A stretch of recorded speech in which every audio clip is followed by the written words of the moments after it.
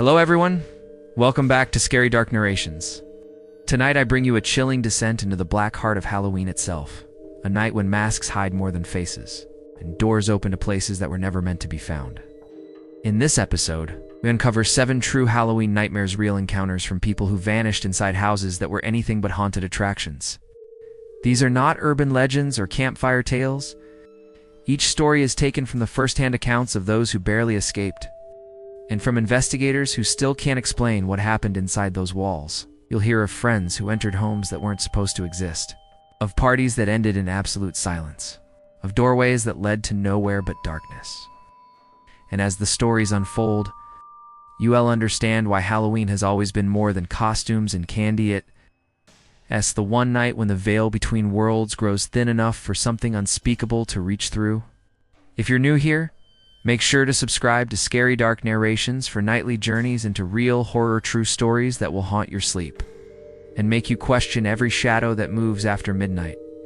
Turn off the lights, put on your headphones, and prepare yourself because tonight, Halloween's darkest secrets are waiting to be heard.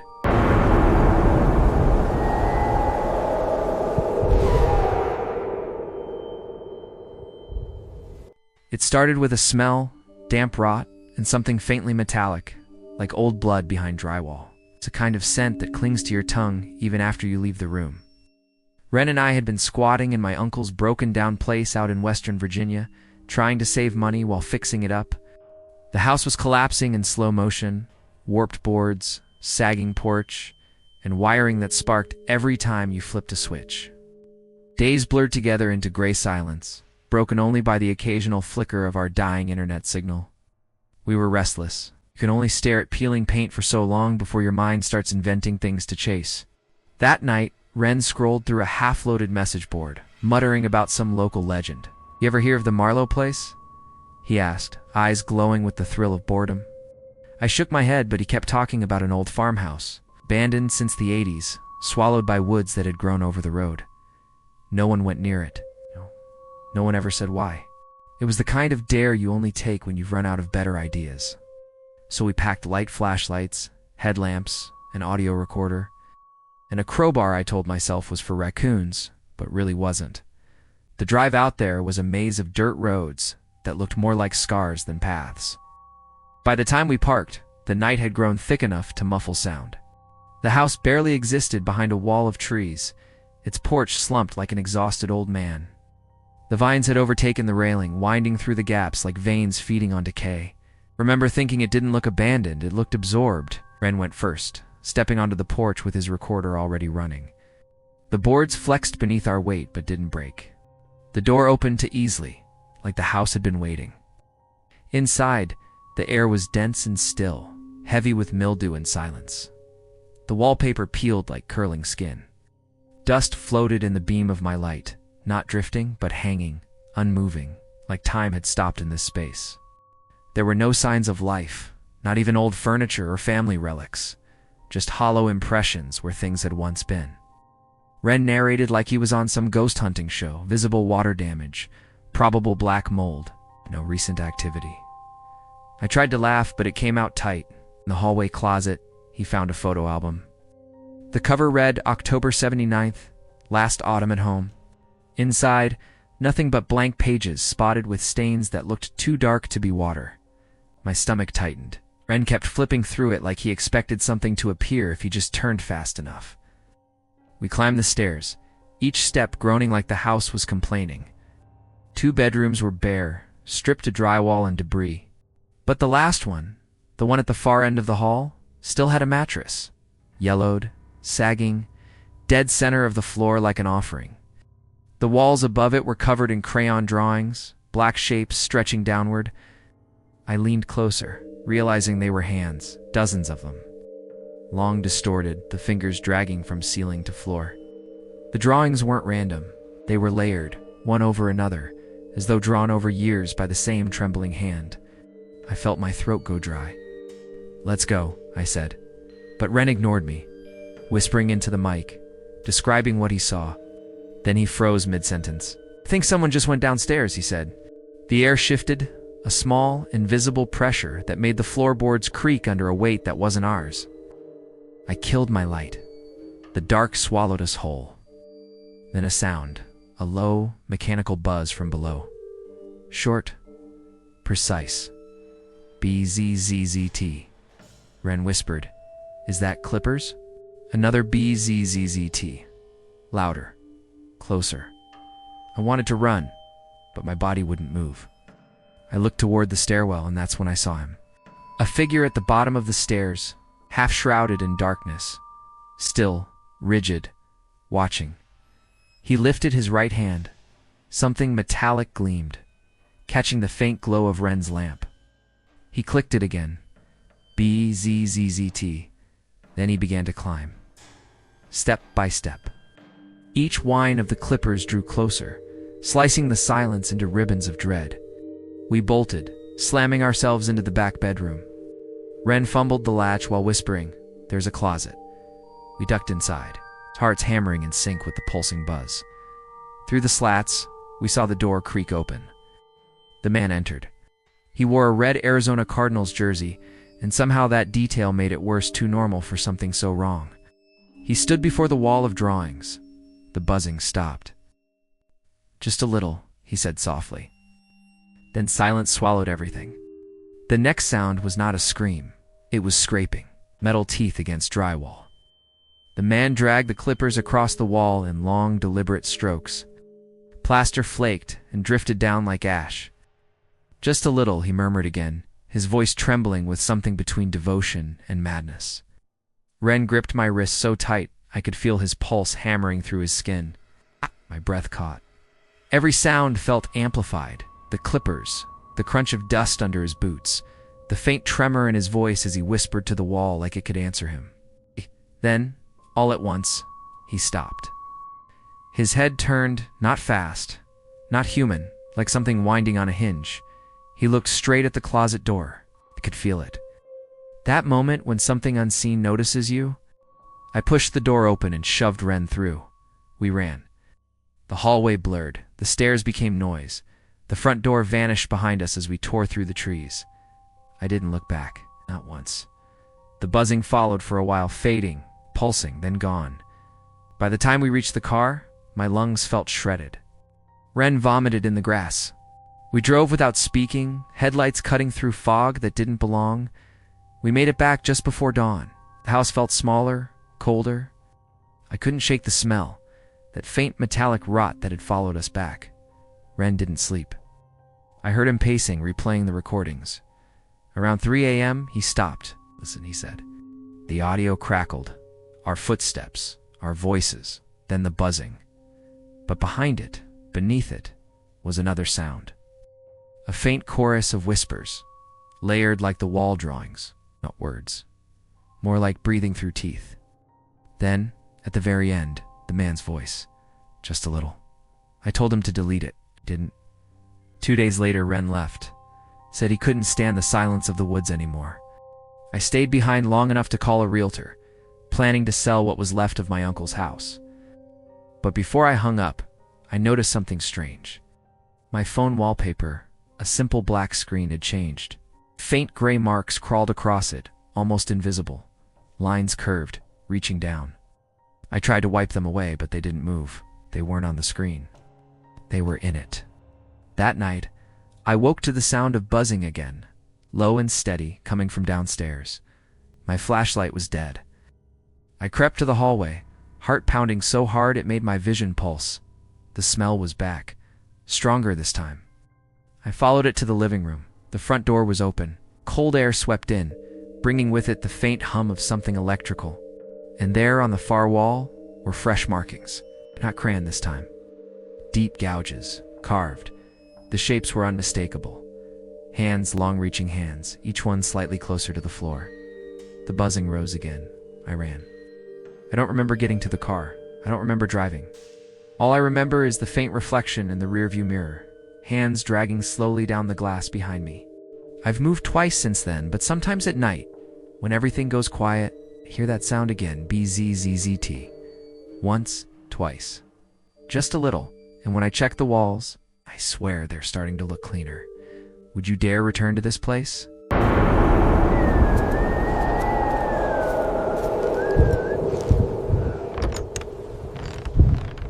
It started with the smell of smoke and cheap whiskey, the kind that burns your throat but keeps you warm enough to forget how far from civilization you really are. We were somewhere near Wilmer, Arkansas, deep in the kind of woods that swallow sound. My cousin Ryan's trailer sat crooked at the end of a dirt path, miles past the last sign of light. That Halloween night, the air felt too still, the stars too sharp, like the world had frozen just to watch us drink. There were 5 of us, me, Ryan, his girlfriend Lexi, my buddy Joel, and this quiet guy named Caleb. Lexi had brought him, said he was a friend. He barely spoke, just stared into the fire like it whispered things none of us could hear. We passed around an old bottle until the flames started to blur. Ghost stories came next, local ones, the kind whispered half as a joke and half as a warning. That's when the Darnell House came up. Everyone from Wilmer had heard of it at least once. Everett Darnell built it back in the 50s, big stone basement, handmade tiles, everything perfect. One day he just vanished. Truck still in the driveway. Our wallet on the counter?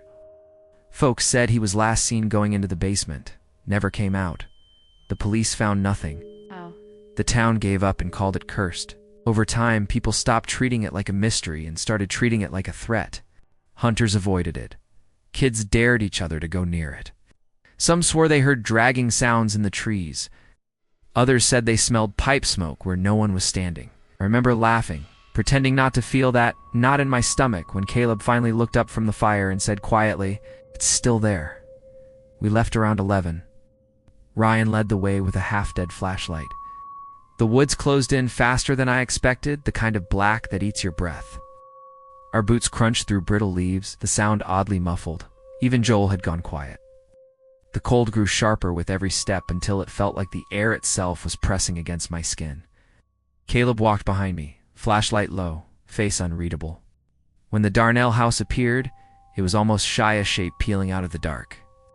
2 stories, pale blue siding faded to gray, porch sinking into the dirt like the house was trying to hide. A red pentagram had been spray-painted across the front, the paint dripping like blood. The door hung by one hinge. I was the first to step inside. The cold inside wasn't the kind that bit at your skin, it sank. The kind that gets into your spine and settles. The air smelled of rot and damp earth. My flashlight caught walls stripped bare, wallpaper peeling in soft curls like shed skin. Every floorboard creaked like a warning. I felt small, like the house didn't want me there, like it was bending slightly around me. We explored room by room.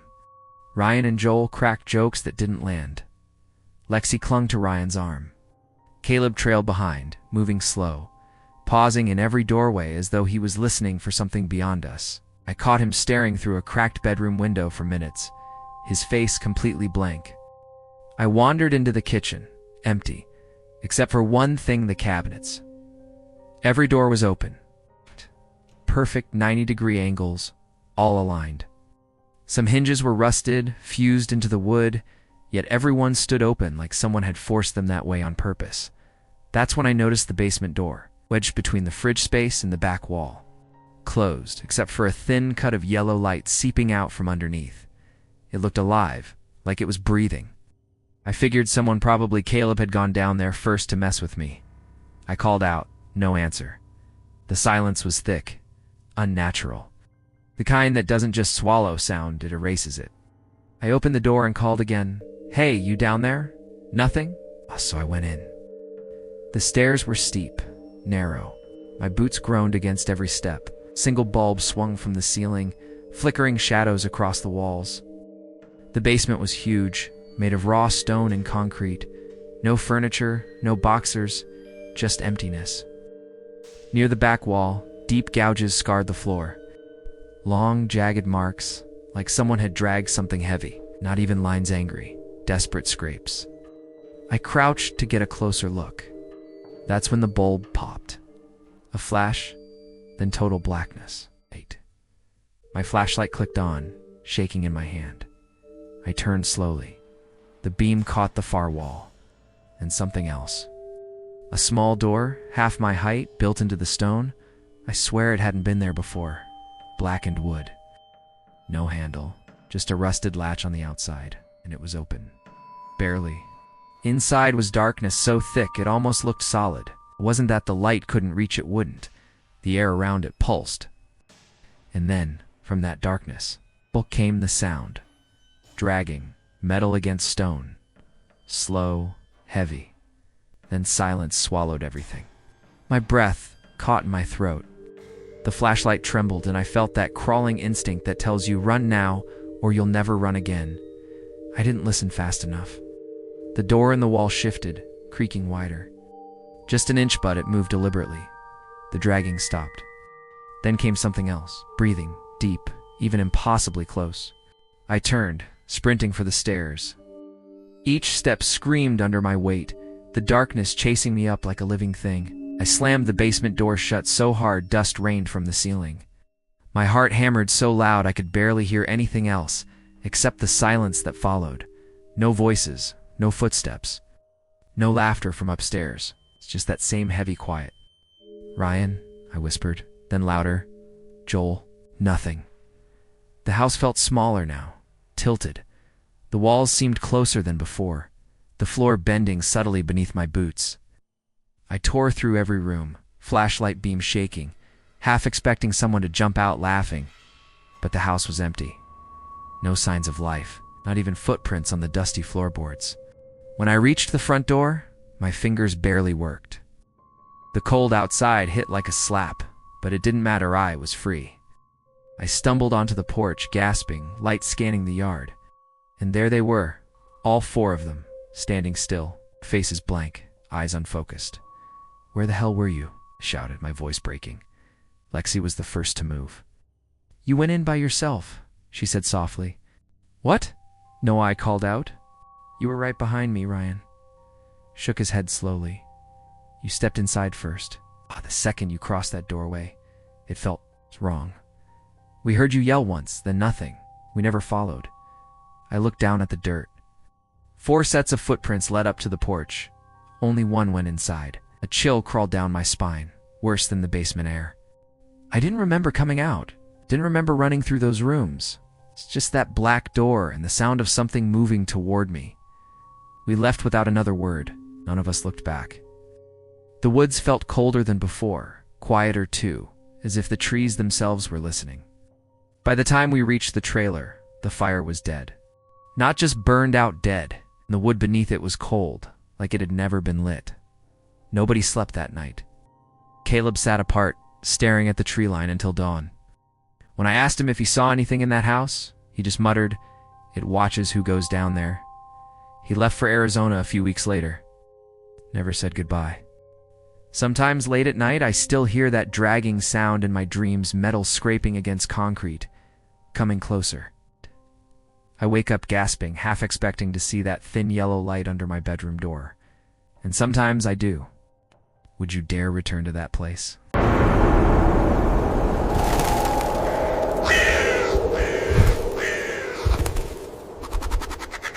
The night air felt heavier than usual, thick, with the kind of stillness that makes every sound feel too close. Halloween had landed on a Friday, and Mason had been talking about this plan all week. The one place everyone in town whispered about, but nobody dared to visit. The Bramble House. Even saying the name felt like crossing a line I couldn't uncross. We left just after 8, cutting through the edge of town until the asphalt gave way to dirt and the headlights carved strange shapes through the fog. Mason was in his element, camera, recorder, backpack full of snacks and cheap gear, the kind of setup that made him look more like a ghost hunter than a college kid. I wasn't there for the thrill. I was there because Mason made you believe something might happen, and a small part of me wanted to see if he was right. The trail wound upward through dense trees, roots twisting across the ground like veins. The moon was nearly full, its light glinting off the slick bark. The deeper we went, the quieter it got, not silent, just listening. When we finally saw the outline of the house at the top of the ridge, it felt like the trees were bowing back, giving it space. The Bramble House, half collapsed, leaning into itself like it had been exhaling for a century and never breathed back in. Mason didn't hesitate. He went straight up the porch and pushed open the door with his shoulder. It gave a long, low groan, not from rust, but from recognition. I lingered outside, staring at the warped boards, before finally stepping in. The air hit me like it had been waiting. Damp, dusty, cold. The kind of cold that doesn't fade, just settles into your skin. The front room was cluttered, but intact. Mirror leaned against the wall, its reflection warped. A wooden bench rested under a broken window, shards of glass catching moonlight like teeth. Mason was already narrating into his recorder. October 31st, 2019, Bramble House, northeast of Elbridge. His voice steadied the moment, but my body didn't relax. I sat on the bench, watching dust float in thin shafts of moonlight. Mason disappeared through a doorway on the left, flashlight sweeping the dark. The house creaked again, slow, deliberate, like it was adjusting to us. For a while, nothing happened. I checked my phone. No signal. My battery read 6%. Mason laughed from somewhere deeper inside, but the sound, it stretched wrong, like someone was replaying it underwater. "Mason," I called, half smiling. No answer. Just the faint thump of something shifting upstairs. I waited another minute before standing, convincing myself he was trying to scare me. He'd done it before, fake whispers in the woods, masks hidden behind doors. I stepped into the next room, the floor groaning beneath my boots. The temperature dropped instantly. My breath fogged in front of me. The walls here were covered in markings, circles, lines, symbols that almost made sense. Some drawn in chalk, some smeared like fingerprints dragged through dust. In each corner, small piles of pebbles were stacked deliberately, balanced too carefully to be random. I whispered Mason's name again. Sound came back smaller. Then, from somewhere beyond the stairs, came the sound of something being dragged. Not fast, just steady, like cloth or a hand moving across the wood. I froze. My body knew before my mind did that something was off. I could feel it, a vibration deep in my chest, like a whisper you hear without sound. My phone buzzed in my hand, 1% battery.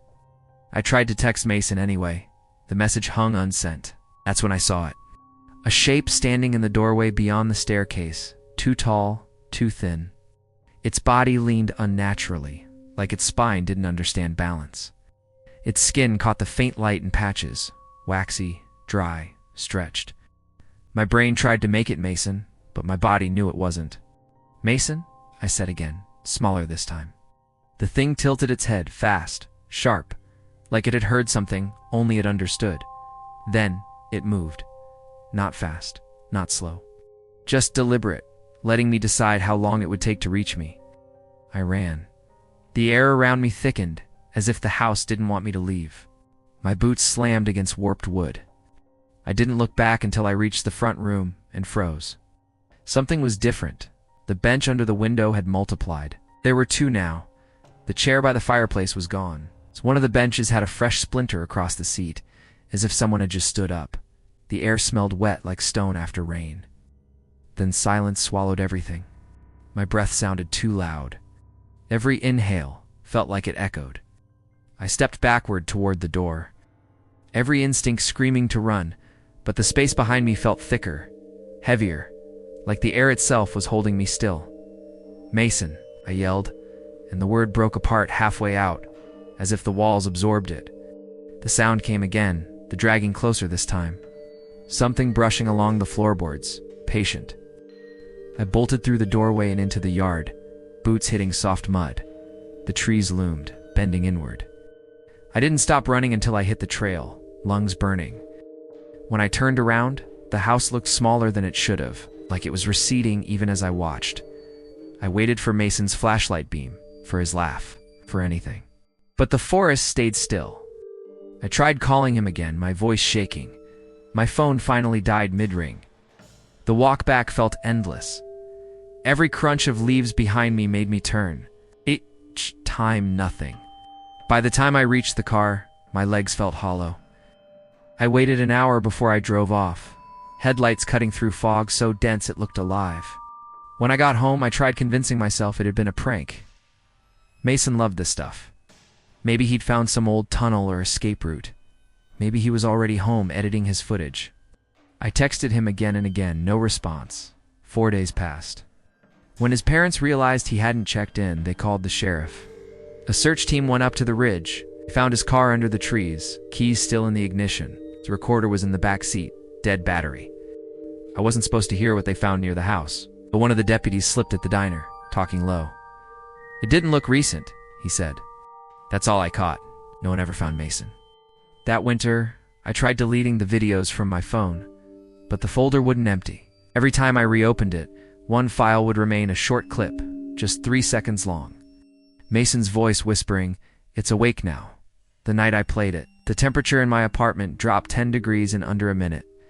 My lights flickered. Somewhere faintly, I heard that same dragging sound, not outside, but above me. Moved 2 weeks later, different town, different job. But even now, sometimes when I close my eyes, I see that house standing alone at the ridge and something moving behind its windows, slow and deliberate. Last Halloween, someone spray-painted the old road sign near Penor Hill. Red letters stretched across the metal, dripping like it hadn't dried. "Don't wake it again." Sometimes, late at night, I think about what Mason said before we left that evening about how some places push back when they remembered. And every Halloween since, I've felt it. That same weight in the air, like the Bramble House isn't done remembering me. Would you dare return to this place?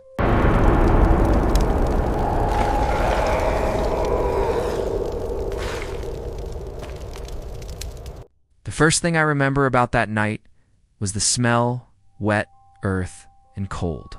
It's smoke drifting from somewhere deeper in the woods. It was Halloween and the air felt wrong, heavier than usual, like the trees themselves were holding their breath. Bree said it was probably just the chill. But Ellis had that look in his eyes, the one that said he was already halfway to doing something stupid. We were 17, half daring each other to act brave. I told myself it was just another detour, another story for later. I couldn't have been more wrong. Les found the path first, a narrow break between 2 overgrown yards. The branches clawed at our jackets as we passed through, and the ground dipped into a faint trail leading uphill. Flashlights sliced through the dark and shaky beams, catching bits of fog that seemed to hang to still. Each step made the air colder. My breath came out white.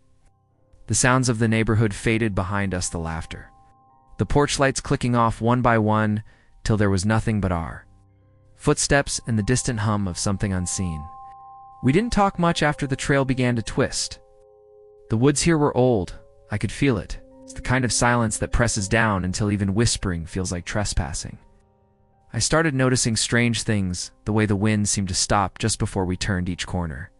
How the air would pulse faintly, like a heartbeat buried beneath the leaves. Then, through the gaps in the trees, we saw it. The house leaned against the night like a dying thing trying to stay upright. 2 stories, its roof sagging inward, walls blackened and scarred. It looked burned, not entirely destroyed, but wounded. The porch tilted forward, and every window was dark, except one shattered. A single jagged pane, catching our light like an eye. Ellis stopped. "This is it," he whispered. His uncle had told him about this place, a burned house that used to belong to a railroad foreman. People said it was cursed. Bree muttered something sarcastic, but her voice cracked halfway through. Ellis stepped onto the porch. The boards moaned under his shoes but didn't give. I followed, then Bree, our lights sweeping across layers of soot and warped wood. Inside, the air hit like a wall damp, bitter, almost metallic. It smelled of things long dead and half remembered. Dust hung in the beams of our flashlights, swirling like faint breath. Furniture was gone, replaced by debris and shadow. The fireplace gaped black and deep, choked with ash. Wallpaper peeled like old skin, curling away from the wood beneath. Ellis said we should check upstairs. Bree groaned, but followed anyway. The stairs were narrow, every step releasing a deep groan that echoed too long. I counted each creak, waiting for one to sound out of place. At the top, 3 doors waited. The first opened into an empty room. The second held a broken dresser, a moldy mattress, nothing more. But the third felt wrong before we even saw it. The door was nearly shut. Ellis pushed it open with 2 fingers. A single chair sat in the center of the room. Nothing else. On the chair, a black hoodie folded perfectly clean, untouched by dust. I stared. Bree whispered, "No way someone lives here." My throat felt dry. You said this place was abandoned? I said. Ellis didn't answer right away. He just stared, as if trying to remember something. Then the air shifted. It wasn't colder. It was heavier, like the whole house was inhaling. From below us came a sound. A slow, dragging scrape, wood against wood. My stomach knotted. Bree's flashlight trembled in her hand. That wasn't outside. The sound came again closer, deliberate. Then the stairs creaked. One step, then another, slow, uneven. Someone was coming up. We killed our lights. The hallway vanished. The only sound was that dragging footstep and the faint whistle that followed, broken, tuneless, like someone exhaling through cracked lips. Ellis reached for his pocket knife, and it slipped from his hand. The metal hit the floor with a dull click. The whistling stopped. We held our breath. I could hear my pulse pounding in my ears. Then the steps resumed, softer now. It's followed by a shadow gliding across the doorway, a tall shape. Shoulders uneven, wrapped in something thick and pale. The man didn't look at us. He moved into the room with the chair. The door creaked shut behind him. Ellis stood, silent. I grabbed his sleeve, but he shook free and stepped toward the door. Bree hissed for him to stop. He didn't. He pushed it open. The room was empty. The man was gone. The hoodie was gone. On the chair sat Ellis's pocket knife. Then silence swallowed everything. We didn't speak. We just ran. The stairs shook beneath our feet, boards snapping as we slammed through the doorway into the night. The wood swallowed us whole, branches whipping at our arms, the wind howling again like it had been waiting for us to leave. My flashlight bounced wildly across the ground until it flickered out. Bree screamed my name once, and then her voice vanished in the rush of wind. I didn't stop until I saw the glow of the gas station sign beyond the trees. By the time we reached the sidewalk, our lungs were burning. No one said a word. Bree's eyes were glassy, her face white as chalk. Ellis just stared down the dark path behind us, his hands shaking. I remember thinking that maybe, somehow, we'd left something behind that shouldn't have stayed there. We walked back in silence, our footsteps echoing too loud on the pavement. That night, I couldn't sleep. Every sound in my room felt amplified, the tick of the wall clock, the groan of the house settling, the faint hum of the heater. Around 2 a.m., my phone buzzed. A message from Ellis. "Did you hear that?" I stared at it for a long moment, then typed back, "What?" Reply came almost instantly, whistling. I didn't answer.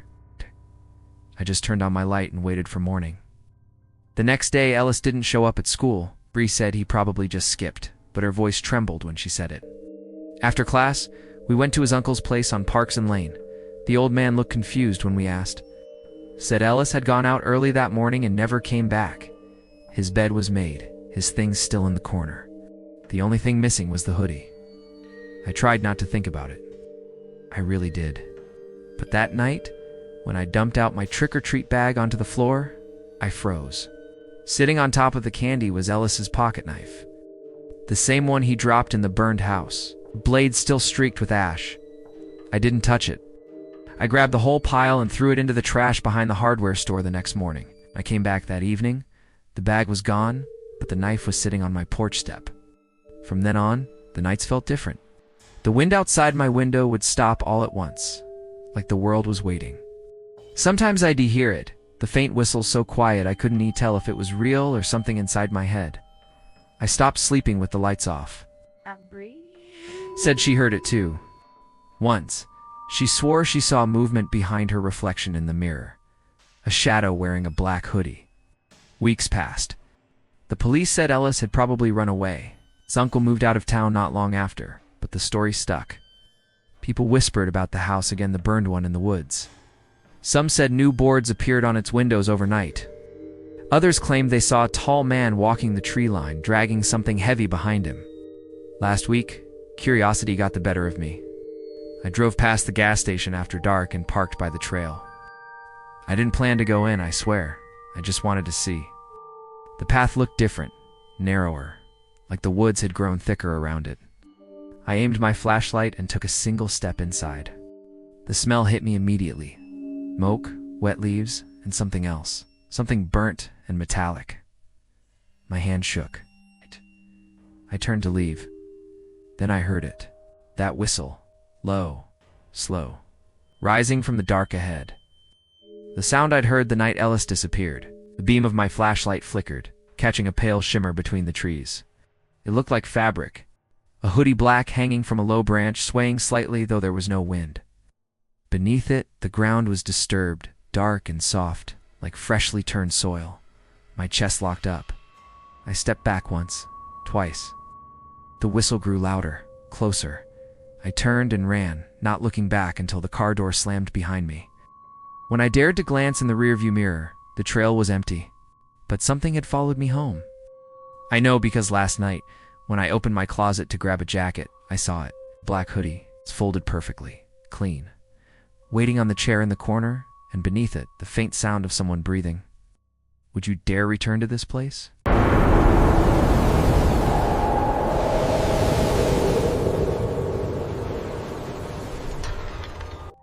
The night we drove into the mountains near Clayton, Georgia, the air felt wrong too, still too sharp.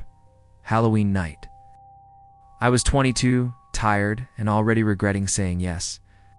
Brennan had spent weeks talking about the Ridge House, how it was some local legend, abandoned since the late 60s, and how every kid who grew up around here had dared each other to visit it at least once. I said yes because I was stupid. Or maybe because Brennan's excitement had a way of pulling you in, even when you knew better. There were 4 of us packed in his old Jeep. Me, Brennan, his cousin Lacey, and her boyfriend Marcus. I barely knew Marcus. He had this dry, unnerving humor, the kind where you couldn't tell if he was joking or testing you. Lacey was the opposite. Light, chatty, always trying to fill silence. She and Brennan had spent summers here as kids, so the whole thing felt like a nostalgic dare to them. For me, it felt like we were driving straight into something that didn't want to be found. By the time we parked near Brennan's uncle's cabin, it was nearly midnight. The road behind us vanished into the kind of darkness that felt alive. Ridge House wasn't on any map, just a rumor on the wind. We had to hike half a mile through a dense forest that swallowed every sound. No crickets, no wind, just our breathing and the crunch of boots over pine needles. When the trees finally broke, we stepped into a clearing that looked carved out of another world. The air was heavy, motionless. Marcus muttered something about elevation and how bugs didn't live this high up. Brennan nodded like that explained the silence. I just stared at the house. It leaned like it was tired of standing. One corner had collapsed into the dirt and the porch drooped under its own weight, but the front door was still there, still open. It looked like it had been waiting for us. The moment my boot hit the porch, the leaves underfoot shifted but didn't crunch. They just moved aside. My chest tightened. No rot, no smell. Just a cold, dry air that clung to my throat like dust. I'd expected the stench of decay, old wood, mildew, something dead, but there was nothing. It was like the place had been vacuum sealed by time. Inside, the rooms were empty skeletons. Wallpaper peeled in long strips, exposing the ghostly outlines of furniture long gone. You could tell where a dresser used to stand, or where a picture had once hung. Shadows of lives erased. Lacey pointed to a coat hook by the stairs, carved like some strange animal, not quite a wolf, not quite a deer. My uncle said, "A family used to live here," she whispered. "Their daughter went missing. They packed up overnight, never came back." Her voice trembled. But she smiled right after that nervous smile people give when they pretending they not scared. We split up then. Brennan headed toward what was left of the kitchen. Lacey and Marcus lingered near the stairs, whispering. I wandered down a narrow hallway to the left. The floor groaned softly but didn't give. I pushed open a half-rotted door and stepped into what looked like a study. That's when my phone started acting up. Full signal. But nothing worked. Messages froze. The flashlight flickered. Camera wouldn't open. I rebooted it, stuck on the loading screen. Then I saw it. A faint rectangle on the wall, like a painting had once hung there. The more I looked at it, the heavier my chest felt, like something was leaning into me. It wasn't fear, it was pull, like gravity was wrong. I blinked, and for a heartbeat she was there. A woman facing the wall, brown dress, short black hair, still a stone. Then gone. My throat went dry. I turned toward the floor and noticed a small square outline, a trap door, 3 feet across, old cracked wood, but solid. A faded chalk symbol was drawn across it, a circle. It's intersected by lines, intentional, ritualistic. I called out for Brennan, but my voice didn't echo. It was eaten alive by the silence. That pressure came back, pressing behind my eyes. My ears popped like we'd climbed 1,000 feet in a second. I leaned one foot on the door and froze. Every nerve screamed, "Don't!" Then Brennan's voice, muffled and distant, calling my name from somewhere else in the house. I stumbled back into the hallway. The pressure lifted. My lungs worked again. I found him by the stairs, standing still, staring upward. Lacey and Marcus were gone. I said his name twice before he blinked. His voice was flat. "They went up," he said. "But they're not up there." I didn't ask. I just followed. The stairs groaned as we climbed. The upstairs hall stretched long and narrow, with 3 open doors on the right. The first room was empty, just dust and wallpaper shreds. The second had strips of paper fluttering from the walls, though there was no breeze. The third room, that's where it shifted. Bare footprints, dozens of them, small, child-sized. They started at the far wall, led to the window, then doubled back again and again. No prints leaving, just pacing. Then Lacey's voice, calm, soft, like she was telling a bedtime story. But it wasn't coming from any of the rooms. It was below us, beneath the floor. I could feel the warmth under my shoes. Brennan whispered, there in the crawl space. My skin prickled. I turned toward the hall. That's when I heard it. Something faint, like breathing under the boards. Then silence swallowed everything. The quiet pressed against my skull like weight. I ran back down the stairs, calling for Lacey, for Marcus. No answer. The hall seemed longer now, stretched like a warped reflection. I reached the office. The chalk mark on the trapdoor was smeared like something had crawled over it. I didn't remember touching it. Didn't remember deciding. I just opened it. The air that came out was cold and stale, but faintly electric, like something alive was waiting down there. Single wooden ladder led into the dark. I called again. Nothing. So I went down. The space wasn't a crawl space. It was a chamber. 10 feet wide. Brick walls, damp with condensation. The dirt floor sloped slightly, but my eyes couldn't decide in which direction. A single light bulb swung gently from a wire. It was the only thing glowing, even though the house had no power. Lacey was standing in the far corner, her back to me. Marcus was next to her, eyes closed, motionless. My voice cracked when I said her name. Nothing. I stepped forward. The ground felt uneven, soft, like it was breathing.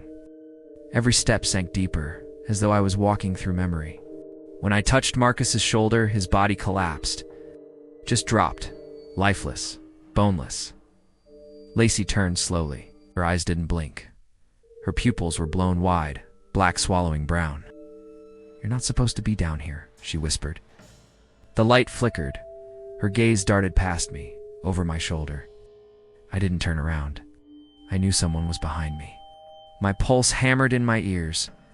Every instinct screamed to climb, to leave, but my legs wouldn't move. Then Brennan dropped through the opening. His voice was gone. His face looked wrong, blank, hollowed. He walked straight past me, knelt near the wall, and began clawing at the dirt with his bare hands. Each scrape left blood. He didn't stop. He didn't even flinch when his fingers split. "What are you doing?"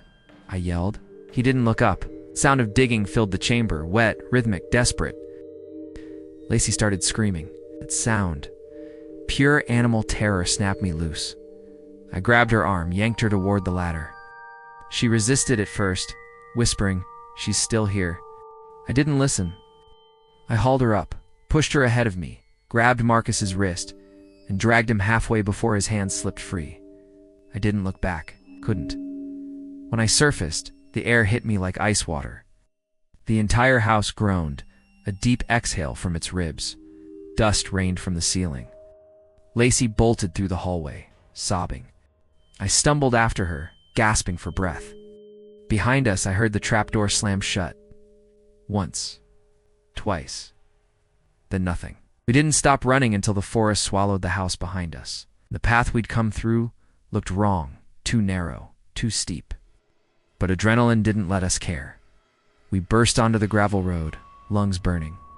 Lacey collapsed, retching. I looked back. No lights, no movement. Just that endless black clearing. Marcus woke later at a gas station near the highway. His first words were a whisper. "She's under the house." We never spoke again after that. The sheriff's department called it a sinkhole. Said the floor collapsed, sealed the crawl space. They searched for Brennan. Never found him. Said it wasn't safe to dig. His parents held a service 2 weeks later, open casket. Though there was nothing inside. They just wanted something to bury. I tried to speak that day, but the words wouldn't come. How do you tell people their son was still digging when you left him behind? That his voice still echoes when you close your eyes? Sometimes at night I wake to that sound, slow, steady, scraping. Dirt shifting, fingernails clawing at the earth. Each time, it sounds closer. And sometimes, if I listen hard enough, I swear I hear her whisper, "You shouldn't have opened the door. Would you dare return to this place?"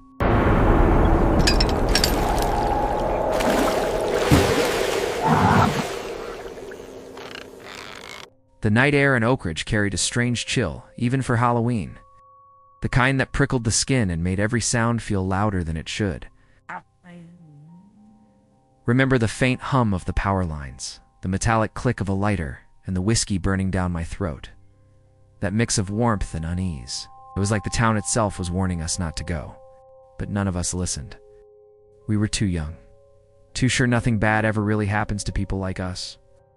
I was spending fall break at my cousin Emery's place, same as every year.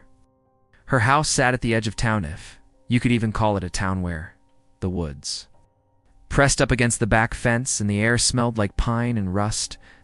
I liked it there. It felt far enough away from everything that mattered. But that night, Emery wanted something more. Something to make the boredom feel worth it. So, when her friend Benji said he knew a house, I should have known where the night was headed. Everyone in Oak Ridge knew a house. The kind whispered about during bonfires, half memory, half warning. But Benji's tone had weight. He said this one was different. Said he'd been there once as a kid, before dark, and never went back. That was all it took. Emery grinned. The others laughed. And somehow my silence became agreement. The woods swallowed us within minutes. The walk felt longer than it should have. The trail narrowed as branches reached for us like skeletal arms snagging on sleeves and hair. I tried to keep my footing, tried to laugh when someone tripped, but underneath, something about the silence between our jokes didn't feel right. There were no crickets, no wind, just the crunch of dead leaves and our shallow breath. When we reached the fence, it looked like it had been losing a fight for decades. Half-rotten boards, bent nails, faded no trespassing signs curling at the corners. A plastic hanger looped through the gate held it shut, like someone gave up halfway through locking the world out. We slipped through a gap near the end, flashlights cutting through air thick with dust and fog. That's when Benji told the story. 2 brothers lived there in the 1950s, alone after their father died in a quarry collapse. One of them snapped no one remembered which. Killed his brother with a meat hook in the barn, hung him overnight. Their mother found him the next morning, set the kitchen on fire and burned with it. Killer brother disappeared. Some said he died in the flames. Others swore he still roamed the woods. But the strangest part wasn't him, it was the dog. They said it barked outside the ruins for 3 days straight after the fire. Never ate, never moved, just barked. And when they found it, its tongue was gone. It's not ripped, not bitter, just gone. I laughed then, too loud, trying to prove I wasn't the kind of person who scared easy. The truth, my throat was dry. My hands wouldn't stop shaking. Benji led us to a side door smothered in ivy. It took him 2 hard shoulders before it groaned open, like it hadn't breathed in decades. Inside, the smell hit first wet dust, sour rot, something metallic that clung to the back of my tongue.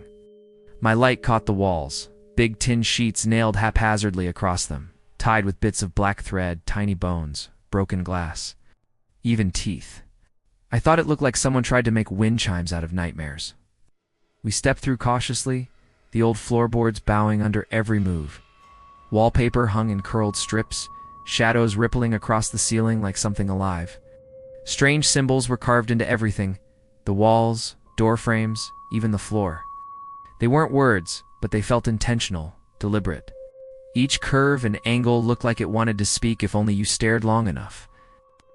Then we reached the far end of the house. The roof there had collapsed, and the wall opened into the woods like a gaping wound. Vines twisted down from the rafters, heavy and wet, brushing against the floor that sagged inward as if something underneath had been hollowed out. "What was this room?" I whispered. Emery's voice came quiet. That's where the hook came through. Before I could ask what she meant, Benji smirked. "You're the one who doesn't believe," he said. "Go sit in there." It wasn't a dare, not exactly. More like a test. Emery pressed her phone into my hand. 5 minutes, she said. I hesitated, then stepped inside. The floor felt spongy, damp. The smell stronger now, like spoiled meat in rain. I sat near the center, light shaking slightly in my hand. The others hovered near the doorway, silhouettes against the dim light of dusk. 1 minute passed, then another. Silence thickened until I could hear my pulse. That's when it started a faint scratching. Slow, deliberate, like a nail tracing metal. I held my breath. It moved again, closer this time, coming from beneath the floorboards. And then, the smell changed. Sweet and rotten, like fruit left in heat too long. It filled my nose, my throat until I could taste it. My light flickered once, then again. Something shifted under me. Then, silence swallowed everything. I couldn't tell if I'd imagined the movement, but the wood beneath me felt softer now, almost pulsing. My breath came out in shallow bursts. "Emery," I called, but my voice cracked halfway through. Their silhouettes were gone. Panic thudded in my chest. I stood fast, the flashlight beam trembling across the warped floor. "Very funny," I muttered, forcing a laugh. No answer. Just the low groan of the house settling or breathing. A metallic clink came from the far corner, then another. I swung the light toward it, but the beam fractured across hanging vines. Behind them, something glinted, a hook, swaying gently as if stirred by wind that didn't exist. My heart lurched. I took a step back, and the floor sagged beneath me, boards splitting with a muffled crack. Cold air rushed up from the gap. I dropped to one knee, light aimed down. Beneath the split boards was a crawlspace, and in it, I swear I saw movement, a hand, or something shaped like one. Bone-white fingers dragging slow circles through the dirt. I stumbled backward. The vines above rustled violently, shaking loose a shower of dust. My light flickered again once, twice, then went dark. I fumbled with my phone, but before I could turn its flashlight on, a voice hissed near my ear. 5 minutes are up. I froze. The air pressed cold against my neck. Breath I didn't make brushing my skin. I turned, but no one was there. The doorway ahead was empty, just the woods beyond, black and endless. "Emery," I shouted. Still nothing. My own voice sounded small, wrong, like the house swallowed it whole. Then a faint bark, distant horse, echoing from somewhere deep in the woods. Another bark closer now. The sound crawled down my spine. I stumbled through the doorway, into the hall, calling their names again and again. Every room looked different than before, smaller. Warped, wrong. The symbols on the walls seemed to shimmer faintly, pulsing like veins. The barking grew louder, sharper, until it became something else, a shrill screech that didn't sound like any animal alive. I broke into a run, tripping over debris, splinters slicing into my palms as I fell. I could hear footsteps now, heavy and dragging, following too close. Every time I turned, I caught a glimpse of metal glinting in the dark. The front door loomed ahead, crooked but visible. I threw myself at it, but it wouldn't budge. The handle jerked in my hand, rusted solid. Then, from behind me, a scraping sound. Long and slow, metal on wood. It's the hook. It came from the hall, dragging across the wall, leaving a deep, shrieking line in its wake. My body locked up, instinct screaming, "Don't look." But I did, and I saw him, or what was left of him. A shape barely human, head bent too low, arm twitching as the long rusted hook swung gently from his wrist. His skin looked half-burned, half-melted, gleaming under the faint strobe of lightning that cracked through the roof. His eyes, hollow but burning white from within. I backed up, pressing against the door that refused to open. He took one dragging step forward. The hooks scraped again, sending sparks off the wall. Shouldn't have come here. A voice gurgled from somewhere deep inside him. I screamed, or thought I did, but no sound came out. The world tilted, the floor cracked, and something beneath it gave way. I fell hard through rotted wood into cold, wet earth below. My flashlight hit the ground beside me, sputtering once before dying. The smell was unbearable now, thick with decay. My hand brushed something beside me, a bone. Small, human. What? Then another. Dozens. A pile. And above me, the silhouette leaned over the hole, hook glinting as he whispered, "You took her place." My scream tore free this time.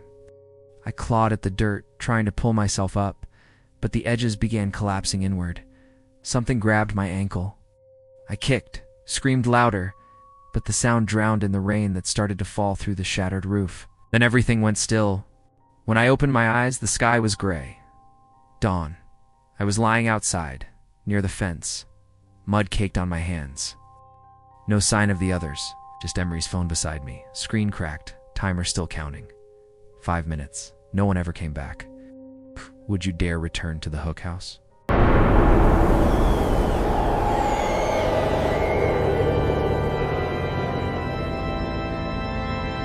The moment I pulled off the highway and onto that dirt road near Redwater, I knew this trip was a mistake. The air smelled like rain and rust, and the forest pressed in so tight it felt alive. Jalen had begged me to come, said I had to see the house he'd found. It's Cricor, he kept saying over the phone, whatever that meant. He'd rented it cheap off Craigslist, which was my first red flag, but I hadn't seen him in months. So I drove down from Cincinnati, half out of guilt, half out of curiosity. When I saw the place, my stomach sank. The roof sagged like a tired spine, windows were cracked, and the porch leaned to one side as if begging for mercy. No lights, no plumbing, no heat. Just an old wood stove that looked older than both of us. Jalen grinned like it was paradise. Freedom, man. No rent cops, no noise, just beer, Bluetooth, and firewood. His words slurred with pride and maybe desperation. He always had that tone, half joke, half warning. Inside, the house felt wrong. The air was damp, every surface warped with age. A single futon, a busted cooler, a flickering Bluetooth speaker, and a lamp with no plug, his idea of home. I asked if the fridge worked. He laughed. Buried some beer and ice outside. It's fine. That was Jalen. Optimism duct-taped to denial. We drank until the sun dipped behind the trees, and the forest outside turned into a wall of black. Jalen's grin widened as he leaned closer, voice dropping low. You ever heard of the Corman House? The way he said it, like a dare disguised as a story, made my pulse shift. I told him no. He lit another joint, eyes glinting in the flame. It's just up the hill. Not even a mile. A mining family died there, or vanished. Locals don't go near it. I should have said no. Should have stayed by the stove? But Jalen had that way of pulling you in, reckless, magnetic. So I grabbed a flashlight, and we set off into the woods. The path wasn't really a path, more like a thinning of trees. The deeper we went, the colder the air got. Not the normal kind of cold, but sharp, like the night itself was cutting closer. Our boots sank in the mud, branches clawed at our sleeves, and every few feet I thought I heard something behind us. Jalen didn't care. Kept humming, half laughing, like this was an adventure. Then, through the trees, it appeared. The Corman House. 2 stories, slumped and crooked, the porch half swallowed by dirt. Windows gaping open, like mouths mid-scream. The roof dipped in the center, as though it had taken too many blows. Siding peeled from the walls like old skin. My breath fogged white. Jalen, this place shouldn't still be standing. He just grinned. That's the point. He climbed the steps before I could stop him. Right. I hesitated, then followed, the boards flexing under my boots. Inside, the smell hit first. Wet insulation, mold, rot. Like the house had been soaking in decay for decades. The flashlight beam cut through a fog of dust. Wallpaper hung like old scabs. Furniture bones scattered across the floor. Jalen narrated it like he was hosting a show. See that stain? It's vintage trauma. I tried to laugh, but my voice didn't work right. The air felt thick. Every breath tasted like soil. He found the staircase next, narrow, uneven. I made him go first. Each step wailed under him, then under me. Upstairs it was colder, kind of cold that sits inside your chest. Then came the sound, a dull thud, not loud, just heavy, final, on the room at the end of the hall. Jalen froze, turned, eyes searching mine in the beam's flicker. "Wind," he whispered, but the air was still. Moved ahead. I followed, each step making the floor twitch. The door at the end hung half open. Pushed it with one hand, and the beam fell on a room that must have belonged to a child. Cartoon wallpaper peeled from the walls, colors drowned in gray. A bed frame rusted through the floorboards. Books melted by moisture, scattered like offerings, and I saw them scratches above the window, for deep gouges carved into the plaster, wide, uneven, too deliberate to be animal. "Jalen, let's go," I said. My voice came out smaller than I meant. He didn't answer. He was staring at the bed. "There's something on it," he whispered. I didn't want to look, but I did. A deer lay there, a small one, curled perfectly in the center of the bed. No blood. No wounds, but its face. Gone. Just smooth fur stretched tight across where its eyes, snout and mouth should have been. No holes, no seams, just nothing. It didn't look dead, it looked erased, and my throat closed. Jalen whispered, "What the hell?" Then, from downstairs, the floor creaked once, then again, then a third time.